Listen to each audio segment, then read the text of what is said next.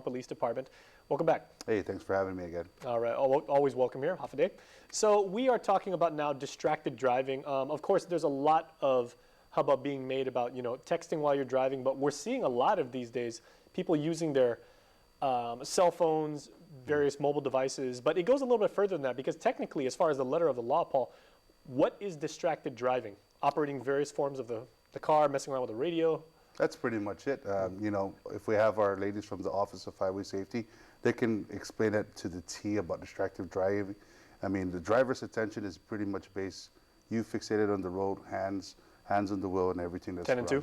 Yes, 10 and 2, exactly. Distracted driving is, the first nemesis, of course, is the cell phone. People can't put it down, from the cell phone to messing around with everything within the vehicle, such as radio, adjusting the knobs and everything. That's why you see the vehicles now, they actually have it handheld right in front of you with the steering wheel and everything. So it eliminates your distractive mode while driving. And so people understand there, if they are pulled over and they're cited or, like somebody from GPD says, I saw you texting on your phone and everything, what kind of penalties does that carry? Well, it's a citations issue, especially for the cell phone.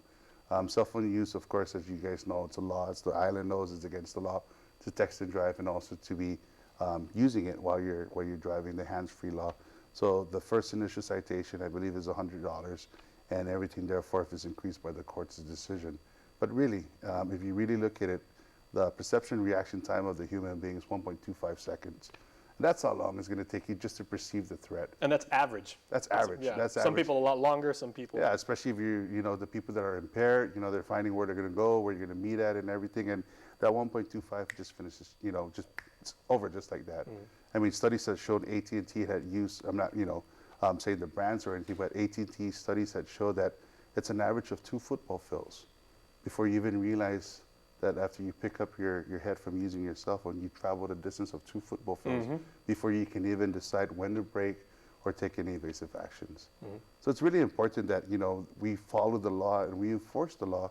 And there's reasons why we're doing it. It's because of reasons such as this, to prevent crashes. And you guys are out making sure that people stay safe on the road and making sure that people, it's like, hey, we caught you, using a cell phone. We saw you were, looking down and everything like that. Don't do it again. Yes, absolutely. Our highway patrol officers, they've been really pushing the issue. They've been out there. Our patrol officers that you see on the beat are actively engaging. When you want to bring this up, because the holidays are quickly approaching. It's the most busy times of the year for traffic throughout our island roadways, and you're going to see a lot. People are going to be wanting to meet places, shopping, Black Friday coming up, so you're going to see the roads are going to be heavily inundated with a lot of vehicles, and a lot of people on the roads are going to be utilizing their mobile device. So quite simply, if your phone is going off or you get a notification, pull over on the side of the road, put your car in park, and if you have to deal with it right then and there, then do that. Yeah, absolutely. The saying, it can wait.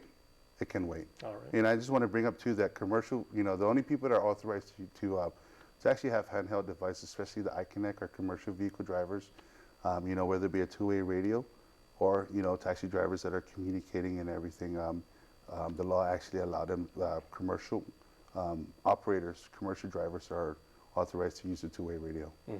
All right, well, what's this week's crime of the week? This week is an attempted robbery that happened on Route 1 by the Summer Greens apartment in Tumuni. All right, let's find out. On Friday, October 2nd, our officers from the Tumuni Precinct Command entertained an attempted robbery that occurred on the roadway of Route 1 Marine Corps Drive, Tumuni, by the Summer Green Apartments. Now, according to the police report, the victim was at a stop for traffic within the middle northbound lane on Route 1 Marine Corps Drive, Tumuni, by the Summer Green Apartments, when she heard a loud bang coming from her vehicle's rear passenger door. Thinking someone had struck her, the victim turned to see what had happened. Instantly, she noticed an unknown male banging on the vehicle's rear passenger door and appeared to be trying to gain access into her vehicle. The male individual then proceeded towards the front passenger door and repeatedly struck the front passenger window and forcefully tried to gain entry into the car, in which the suspect's eyes were fixated on the victim's purse that was on the front passenger chair. Thankfully, the traffic light had turned green, which enabled the traffic to move and the victim was able to drive away. The male suspect was seen by the victim running towards the Summer Green Apartments and was described by the victim to be possibly local, with a ponytail, and was last seen wearing a button-up yellow Aloha print shirt. The Guam Crime Stoppers is asking the island community for their help relative to this case. If you have any information about this crime or any other crime, please call Guam Crime Stoppers at 477-HELP. That's 477-4357. You can also send a text to 486-HELP. fee. That's 486-4357. You can also submit information of a crime through our webpage at guam.crimestoppersweb.com or call the Guam Police Department at 475-8615, 6 or 7. Guam Crime Stoppers wants to remind the public that we do not use caller ID and you do not have to leave your name. You can receive a cash reward of up to $1,000 if the information provided leads to the arrest and conviction for the person or persons responsible for this crime or any other crime. All right, Paul, so to summarize and everything, when it comes to doing anything that may cause distracted driving, what's the word that people should know? It can wait. Put it down. Pick your head up. I mean, these are some of the things that we try to say when we do our outreaches.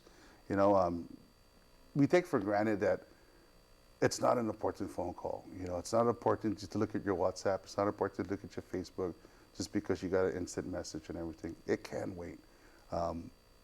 Look at the videos.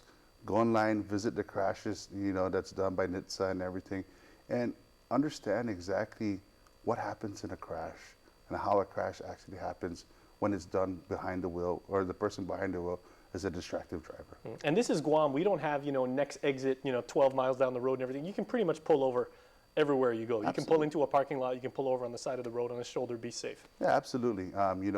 Like I said, you don't have the luxury of, pulling over to the exit and everything. Pull over, if it's that important, pull over to an establishment where you're in the parking lot, pull over, stop, and you can go ahead and use your cell phone. All right, thanks so much. We'll see you next week. Thanks for having me. All right, that's Officer Paul Tapao, everybody working hard so that you and your family can stay safe.